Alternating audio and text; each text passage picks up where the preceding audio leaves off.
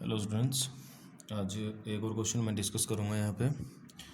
कल last lecture में भी मैंने एक क्वेश्चन डिस्कस किया था जहाँ पे ई निकाला था, पोलराइजेशन निकाला था, और आपको मैंने ट्राई करने के लिए भी दिया था कि भी आपको उसको चार्जेस निकालने हैं, आपको बाउंड चार्जेस कितने होंगे और कैसे डिस्ट्रीब्यूट होंगे।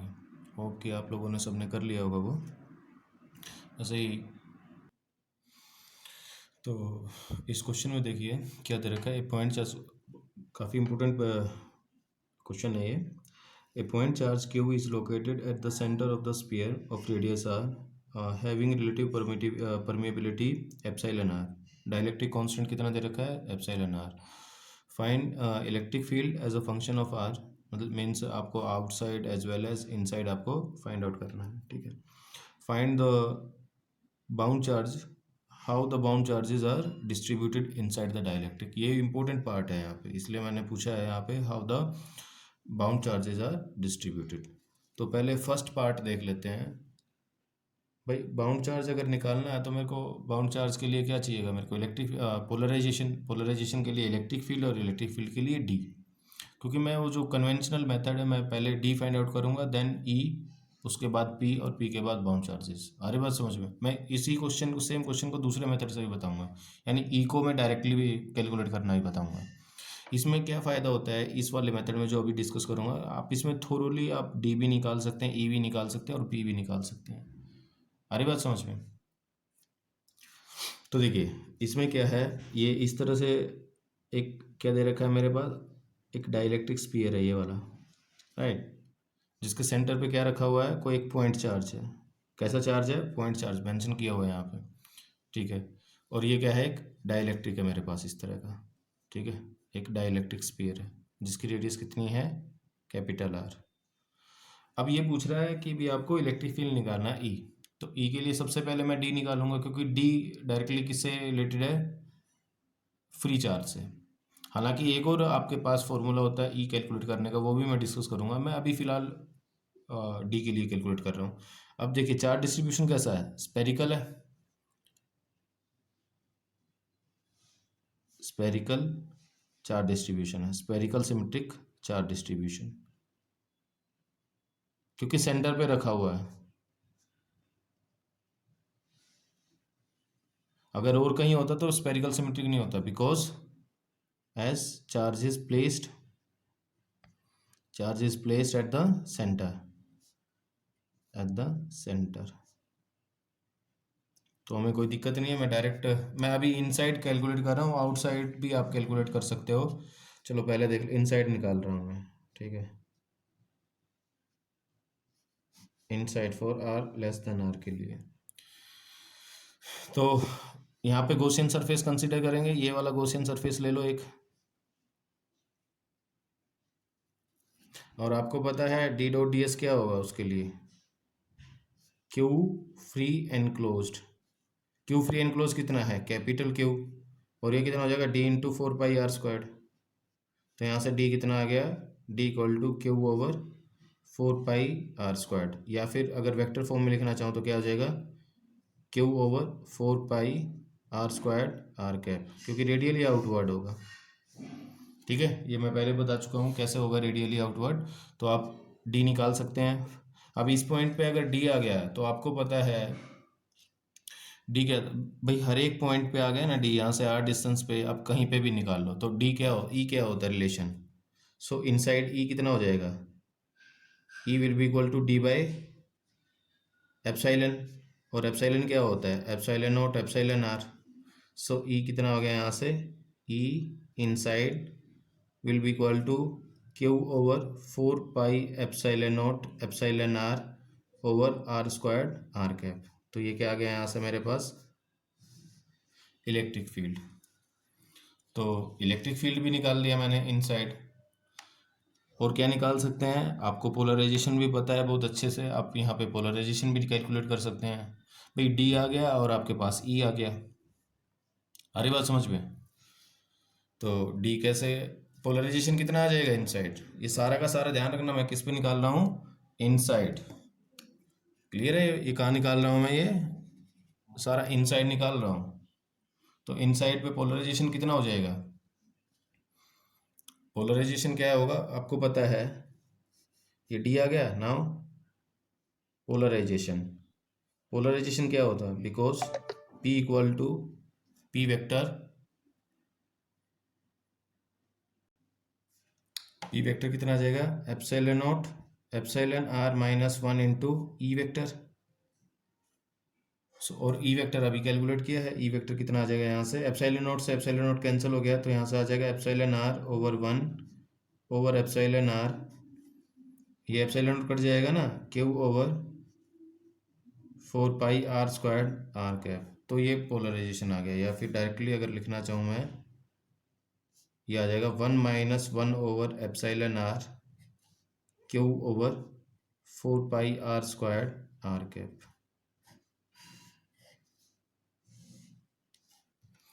सबसे इम्पोर्टेंट बात यहाँ पे क्या है, ध्यान रखना कि भी इस पोलराइजेशन में क्या कंटेन है, are cap by r squared. समझ में आया ना। तो जब इसका डाइवर्जेंस लेते हैं तो बहुत ध्यान से लेते हैं इसका, note P contains r cap by r square term. ध्यान देना लास्ट वाले में नहीं लिखा था ऐसा, सिर्फ यहाँ पे किस में है, P में क्या है, are cap by r squared. तो ध्यान रखना, समझ में आया ना, इसका ध्यान रखना है। सो मेरे पास इनसाइड पोलराइजेशन भी आ गया, डी भी आ गया,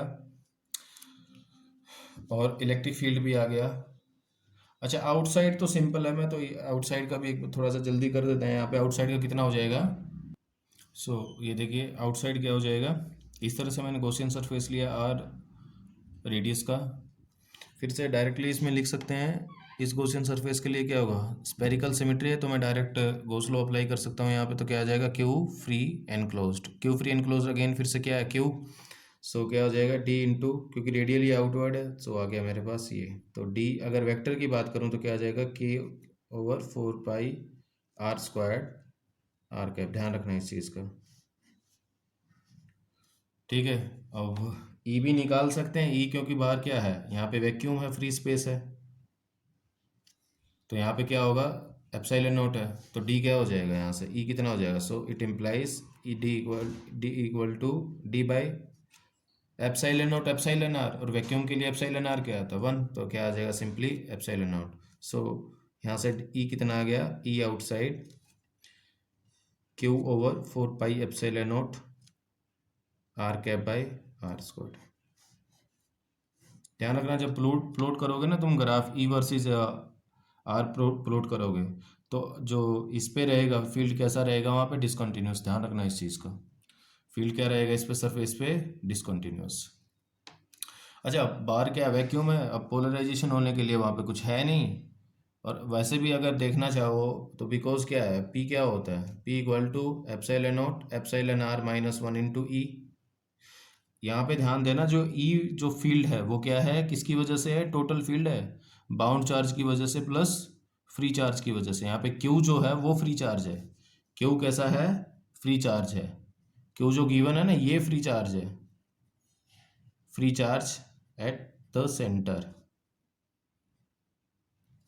और जो इलेक्ट्रिक फील्ड है इस दोनों की वजह से आ रहा है, बाउंड चार्ज की वजह से भी एज वेल एज जो फ्री चार्ज यहाँ पे है। ये सिर्फ इसकी वजह से फील्ड नहीं है, ध्यान रखना, ये जो फील्ड है क्यू है वो सिर्फ इसकी वजह से नहीं है, क्यू की वजह से, वो किसकी वजह से है, बाउंड चार्ज की वजह से भी और फ्री चार्ज की वजह से भी। मैं पहले ये डिस्कस कर चुका हूँ, ठीक है।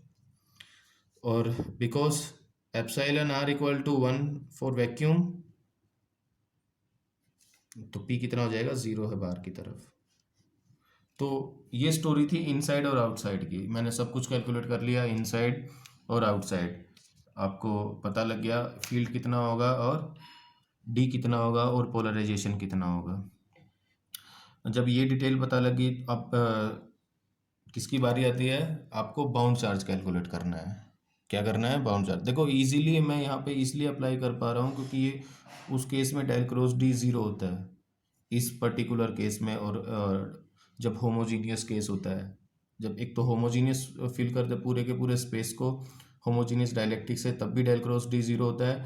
और जब कुछ सिमिट्री हो, पर्टिकुलर सिमिट्री, जैसे सिलेंड्रिकल सिमिट्री होगी या फिर स्पेरिकल सिमेट्री होगी या प्लेन सिमेट्री, तो उस केस में भी डेल क्रॉस डी जीरो होता है, तो मैं डायरेक्टली बिल्कुल गॉस लॉ की तरह क्या निकाल सकता हूँ, डी, और डी कैलकुलेट किया तो ई भी कैलकुलेट कर लिया। या फिर एक तरीका और है ई कैलकुलेट करना, आप ई वैक्यूम निकाल लीजिए पहले। क्या निकाल लो यहाँ पे, ई वैक्यूम, जैसे ये वाला केस है, ये वाला केस बता रहा हूँ मैं यहाँ पे। इसको डाइलेक्ट्रिक को भूल जाओ, ये जो है मान लो यहाँ डाइलेक्ट्रिक नहीं है, तो आप वैक्यूम मान के फील्ड निकाल लो। वैक्यूम मान के जब फील्ड निकालोगे तो क्या कितना आएगा, के क्यू बाई आर। के क्या है, 1/4 pi epsilon naught q by are squared. ये तो आ गया ई वैक्यूम। और अब मान लो कि भी यहाँ पे डाइलेक्ट्रिक भरा हुआ है, यहाँ पे पूरे में इसमें क्या भर दिया, पूरे में डाइलेक्ट्रिक भर दिया, तो कितना हो जाएगा, उसको डिवाइड कर दो एप्सिलॉन आर से, वही सेम आएगा। तो आप अवॉइड ही करना उस मेथड को, आप के लिए ये बेस्ट मेथड, क्योंकि अगर डी भी पूछता है तो आप डायरेक्टली यहाँ से डी भी कैलकुलेट कर सकते हो, कुछ ज़्यादा डिफरेंस नहीं है। ये तो अभी नोट करने में, जब आप क्वेश्चन सोल्व करने लगोगे तो ये सिर्फ एक लाइन का ही सिस्टम है, आपको डायरेक्ट सिमेट्री देखो और डायरेक्ट ये लिख दो, और ये जैसे ही पता लग गया आप डिवाइड कर दो उसको एप्सिलॉन आर से, तो आप कैलकुलेट कर सकते हो उसको। तो अब आते हैं बाउंड चार्जेस पे, राइट। देखिए सबसे पहले मैं बात कर रहा हूँ वॉल्यूम बाउंड चार्ज की। वॉल्यूम बाउंड चार्ज के लिए जो पी है वो कितना दे रखा है हमारे पास, कितना आया था, 1 - 1/एप्सिलॉन R Q/4 pi, epsilon cancel हो गया था तो ये आया था यहाँ पे, ठीक है, are cap by are squared, ठीक है। 1 - 1/एप्सिलॉन R Q/4 pi R cap by are squared. तो वॉल्यूम चार्ज जब डेंसिटी निकालते हैं हम, मैंने बताया यहाँ पे क्या है, आर कैप है, तो जब इसका डाइवर्जेंस ले रहे होंगे तो हमेशा क्या बनेगा, एक डिराक डेल्टा। क्या बनेगा यहाँ पे, एक डिराक डेल्टा। और डिराक डेल्टा केस किस केस में बनता है भाई, देखिए मैं इसको क्या है, डेल डॉट पी लेके चलता हूँ, ओके, मान लो, let's calculate del dot P. तो डेल डॉट पी क्या होगा, ये सब कांस्टेंट है तो ये बाहर आ जाएगा, 1/एप्सिलॉन R Q/4 pi R cap R squared del dot, ठीक है। और आपको पता है डेल डॉट आर कैप क्या बनता है, Dirac delta, Q/4 pi into 4 pi delta cube are.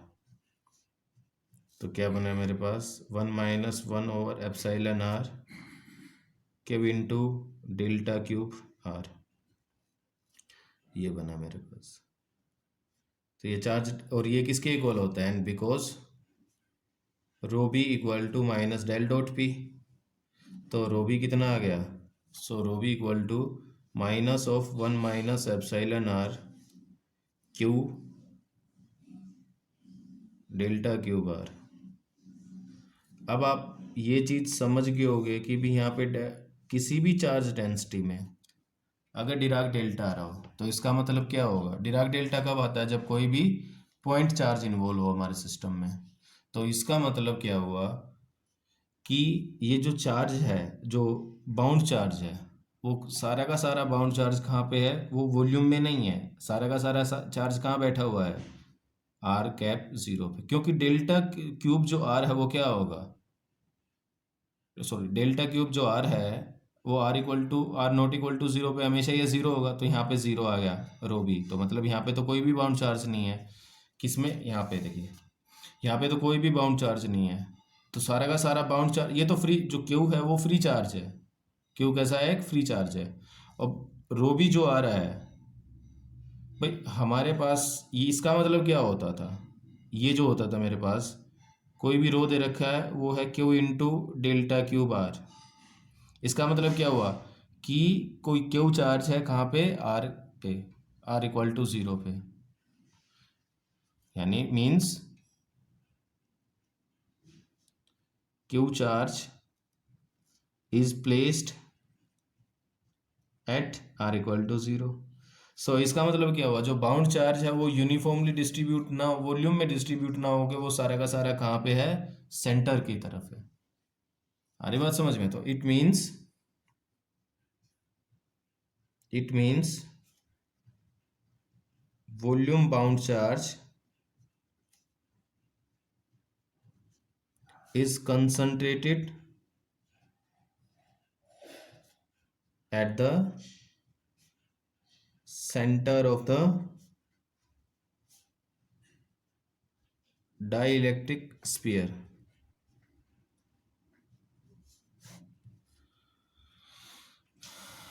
Delta cube इसीलिए तो बताया था मैंने, यहाँ पे क्या बचा हुआ है, are cap by r square. तो आपको अवेयर हो जाना है जब भी आपको कोई भी आप क्वांटिटी ले रहे हो और उसका डाइवर्जेंस ले रहे हो, कोई किसी भी वेक्टर का डाइवर्जेंस, तो आपको हमेशा ध्यान रखना क्या उसमें r cap by r square है। तो r cap by r squared है, तो आप इसको इस तरह से डील करेंगे, उसमें डिराक डेल्टा आएगा। और किसी भी चार्ज डेंसिटी में क्या आ रहा है, डिराक डेल्टा। तो उसका मतलब क्या हुआ, जो वो चार्ज है उसके सामने जो चार्ज रखा हुआ है वो सारा का सारा कहाँ होगा, उसके सेंटर पे। तो ये बाउंड चार्ज है, तो वो बाउंड चार्ज है। बाउंड चार्ज कितना होगा, ये मैंने बताया ना, इसमें क्या है, ये क्या है यहाँ पे, rho equal to Q delta Q bar. का मतलब क्या है, means Q charge is placed at are equal to zero. तो इसका मतलब सारा का सारा जो बाउंड चार्ज है वो कैसे डिस्ट्रीब्यूटेड है, पॉइंट फॉर्म में है। And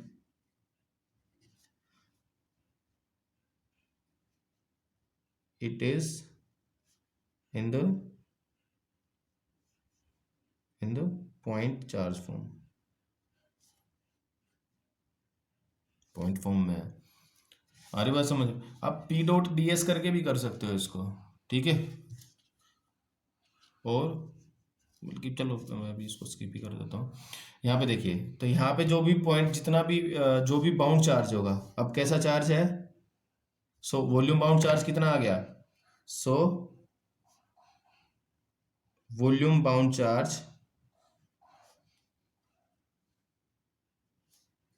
eight are equal to zero पे कितना है वो, minus of 1 minus epsilon r into q. ठीक है, कितना आएगा, माइनस, तो नेगेटिव चार्ज है। तो कितना हो जाएगा, कितना हो जाएगा यहाँ पे, तो यहाँ पे आ जाएगा नेगेटिव चार्ज, बिल्कुल पॉइंट फॉर्म में होगा। सो ये सारा का सारा चार्ज कहाँ है।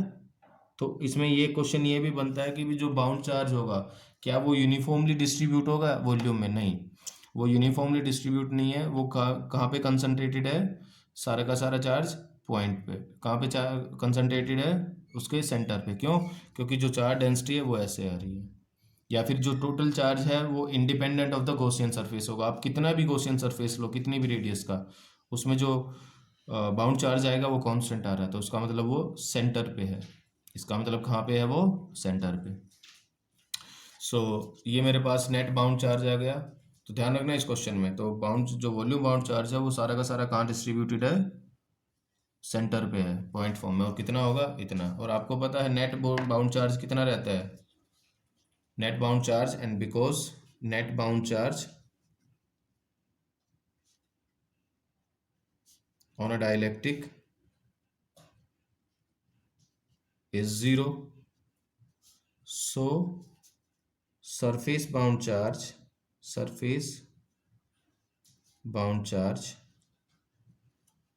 कितना हो जाएगा, सरफेस बाउंड चार्ज कितना हो जाएगा, इसका positive 1 minus 1 over epsilon r into q. तो सरफेस पे कैसा चार्ज होगा, पॉजिटिव होगा, आउटर जो सरफेस होगा यहाँ पे इसका। आ रही बात समझ में, यहाँ पे कैसा चार्ज होगा, पॉजिटिव। ये जो ब्लैक पेन से मैंने डिनोट किया है, ये सारे के सारे बाउंड चार्जेस हैं। ये सारे के सारे कैसे हैं, बाउंड चार्ज। ये जो क्यू है वो क्या है, ये फ्री चार्ज है। तो बाउंड चार्ज एक तो यहाँ पे है, और दूसरा जो बाउंड चार्ज होगा वो कहाँ है, यहाँ पे, इसके इसके जस्ट आउटर सरफेस पे, इसके जस्ट इनर सरफेस पे कोई भी चार्ज नहीं है।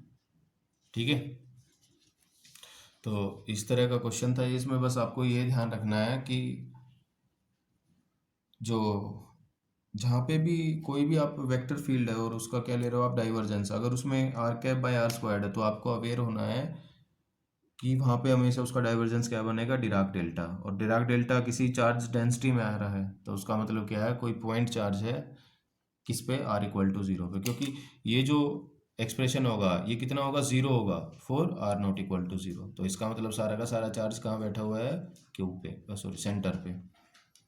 ठीक है, तो ये क्या होगा, सारा का सारा बाउंड चार्ज। ये कितना है, ये वाला चार्ज, ये वाला चार्ज है volume bound charge, surface bound charge कितना है क्यू, और ये कितना है माइनस, ठीक है, ये बाउंड चार्ज। तो यहाँ तक था ये क्वेश्चन, राइट।